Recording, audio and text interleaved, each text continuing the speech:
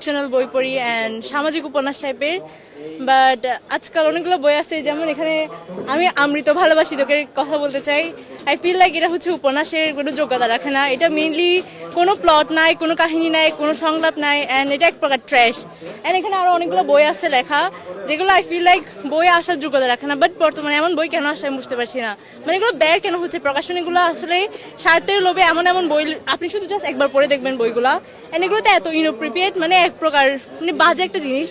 তো মানে অনেক খারাপ লাগে মাঝে মাঝে যখন দেখি যে প্রকাশনীগুলো হচ্ছে স্বার্থের লোভে এসে যখন এই ধরনের বই, যেমন রিসেন্টলি হচ্ছে নবকথন প্রকাশনীর একটা বই ওনারা বের করতে চাইছিলেন, যেটার নাম হচ্ছে 15 বয়সী মা, অ্যান্ড যেটাতে এক প্রকার হচ্ছে রেপকে মানে জাস্টিফাই করে দেওয়া হয়। তো যখন হচ্ছে মানুষের দিকে হচ্ছে ওরা দেখে যে কি পরিমাণ ব্যাকলেশ পাচ্ছে, তখন হচ্ছে ওরা বইটা আনা বন্ধ করে দেয়। বাট প্রকাশনীর কি মেন উদ্দেশ্য কখনোই হওয়া উচিত যে তারা এই ধরনের বই বের করবে যাতে যেগুলোতে লাভবান হবে। ওরা সবসময় দেখবে যে কোনটা ভাইরাল হচ্ছে, আমরা কোনটা বই বলকে টাকা লাভ করবো। বাট সাহিত্যের মূল উদ্দেশ্য কখনো এরকম হওয়া উচিত না যে আমরা টাকা বেশি পাবো।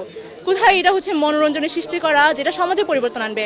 এখন আবার অনেকেই বলতে পারে যে উপন্যাস তো শুধুমাত্র বইয়ে থাকা কিছু লাইন, এটা কেমনে। বাট ধীরে ধীরে যখন উপন্যাস একটা শ্রেণীর মানুষ পড়তে থাকে, রিসেন্টলি আমি হচ্ছে আমার একটা কাজিনের হচ্ছে ছোট বোনের সাথে কথা বলেছি, অ্যান্ড যারা এই ধরনের বই পড়ে তাদেরকে দেখলেই বোঝা যায় যে তারা মানসিকভাবে খুব একটা অস্বাভাবিক, ওরা নিজেদের এই জিনিসগুলোর সাথে মেলায়, অ্যান্ড এগুলো খুবই অস্বাভাবিকভাবে লেখা। অ্যান্ড আমি বিশ্বাস করি যে প্রকাশনীদের হচ্ছে নিজে থেকে মানে ভালো বইগুলো চুজ করা উচিত, অ্যান্ড এমনগুলো বইগুলো আনা উচিত যেগুলো হচ্ছে অ্যাপ্রোপ্রিয়েট, এটাই। আর বই বলতে এখনো ভালোভাবে সেট হয়নি, বাট ইনশাল্লাহ আমি পড়ে দেখবো।